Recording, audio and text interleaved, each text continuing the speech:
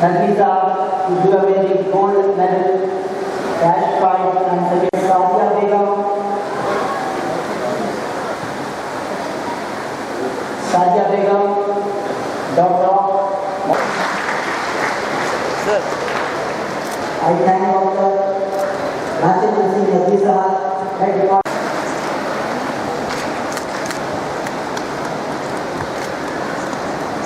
I request our chairman of the WWF staff to already gold medal, cash prize and certificate of appreciation.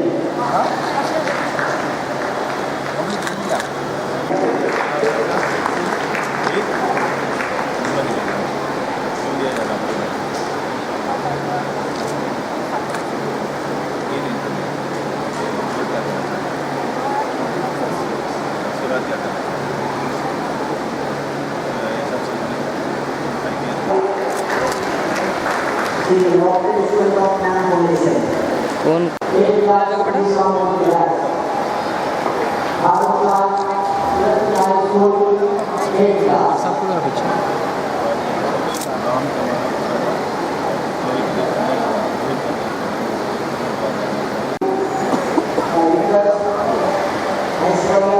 इधर इधर देखिए sir, बेटा इधर देखो बाबा।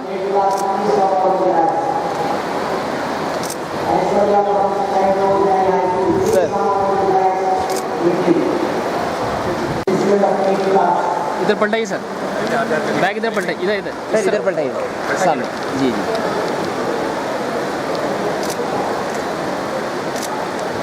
शुक्रिया।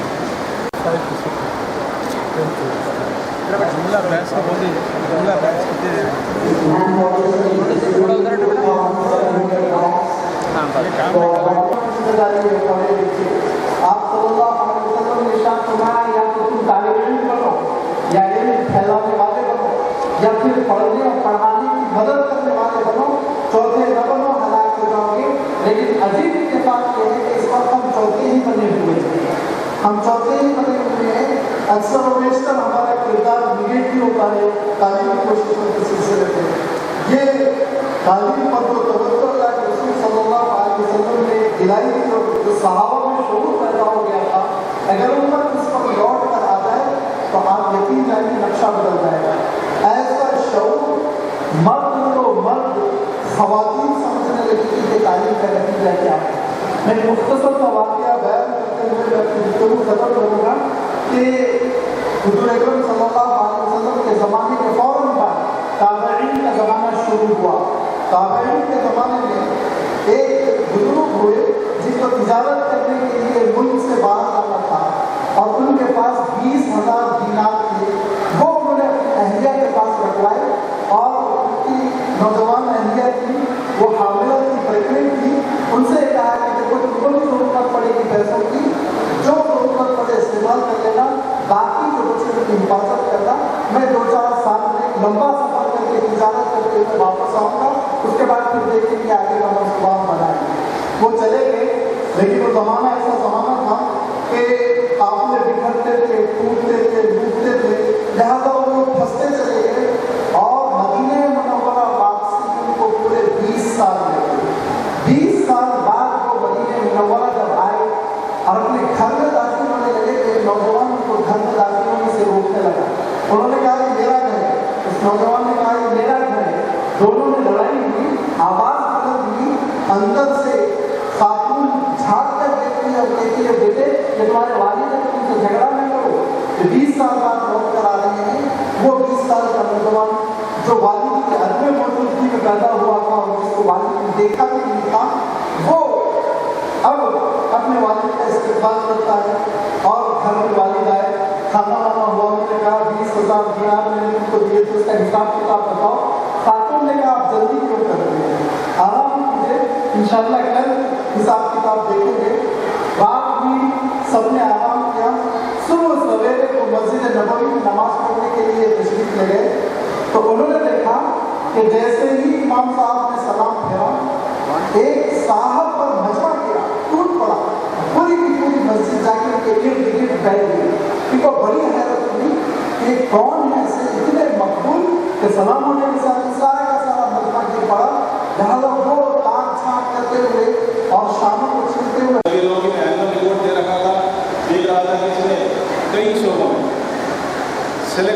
तरीके से गाँव की बारीकी में जाके मुस्तहक लोगों तक पहुँच के कई शोबों में काम करें। मैं चाह रहा हूँ कि क्योंकि मैं बड़ा कोई स्पीकर नहीं हूँ, लेकिन कुछ सोचा बातें नहीं। मेरी बातें दो चीज़ों में तकसीम करना चाहता हूँ। एक, काफ़ी बच्चे हैं यहाँ पर, बड़ी खुशी की बात है, हमारा मुस्तकबिल है, हमारा नेक्स्ट जनरेशन है। ये जानकारी की बात है। उसके बाद में गवर्नमेंट में रहते हुए मेरे ख्याल यहाँ के जो डोनर्स हैं, जो ये नाम फाउंडेशन से जुड़े हुए हैं, उनके साथ नाम फाउंडेशन 14 जनवरी 1980 में कायम हुआ। इसके पेश नज़र गरीब तलबा जो तालीम कर रहे हैं उनकी तालीम की और जब शुरू हुआ था ये उस वक्त हमारा बजट था 4,000। आज अल्हम्दुलिल्लाह इसका बजट है 44 लाख। जब शुरू में हम सिर्फ गिनती के बच्चों को स्कॉलरशिप दिया करते थे, आज अल्हम्दुलिल्लाह हम 2,700 बच्चों को स्कॉलरशिप देते हैं। और पूरे स्कॉलरशिप अडॉप्टेड स्कूल्स हैं जो तकरीबन 34 मदरसे हैं, फैले हुए हैं अलग अलग जगह पे। और बिल्कुल ही जो स्टूडेंट्स हैं वो ऑफन या नहीं तो बहुत ही गरीब तबके के लो लेवल के लोग हैं जिनकी मदद की जाती है। इसके लिए हमारे पास स्कूल 2 इंस्पेक्टर भी हैं जो हर महीना जाके बच्चों के स्कूल के प्रोग्रेस रिपोर्ट बनाते हैं। और हमारे नाम फाउंडेशन की कमेटी हर महीना ऑफिस में मुनक़िद होती है, जिसमें ये महीने भर का रिव्यू किया जाता है। और जैसे जितना अच्छा है बजट बढ़ाने के लिए सब कुछ सजेशन आते हैं, उसको हम कंटिन्यू करते हैं। इसमें टेक्निकल इंस्ट्रूमेंट का भी सपोर्ट किया जाता है। इसमें इसके अलावा पुराने शहर में क्राफ्ट सेंटर्स कायम है हमारे 7 क्राफ्ट सेंटर, जिसमें बच्चियों की बेवाओं की टेलरिंग की तालीम दी जाती है, सिखाया जाता है। बाकायदा उसके लिए इंस्ट्रक्टर्स मौजूद हैं। उनका 1.5 साल के बाद इम्तिहान लिया जाता और जो कैंडिडेट्स पास हुए हैं उनको नाम फाउंडेशन की तरफ से एक सिलाई मशीन ऊषा की दी जाती है। तो चुनाचे आज तकरीबन हम 53 सिलाई मशीन ऐसे कैंडिडेट्स को दिए हैं। नाम ऑर्गेनाइजेशन की जानिब से एकेडमिक सेंटर्स भी चलाए जाते हैं। एकेडमिक सेंटर्स हैं जहाँ पर ट्यूशन के इंतज़ाम, मैट्रिक के ट्यूशन का इंतज़ाम है जो पुराने शहर में जाली मंडल है, नौतन दही मार्केट गर्ल्स, वहाँ के भी स्टूडेंट बहुत ही ब्रिलियंट बच्चियाँ हैं वो।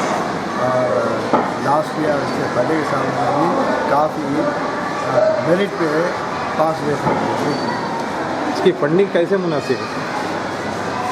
फंडिंग का ऐसा है, लोग वॉलंटरी कंट्रीब्यूशन करते हैं हमारे पास, वॉलंटरी कंट्रीब्यूशन जिसका हमारे पास इनकम टैक्स में एग्जम्पशन भी है और सेंट्रल गवर्नमेंट से FCRA का सर्टिफिकेट भी है, फॉरेन डोनेशन भी आते हैं हमारे को।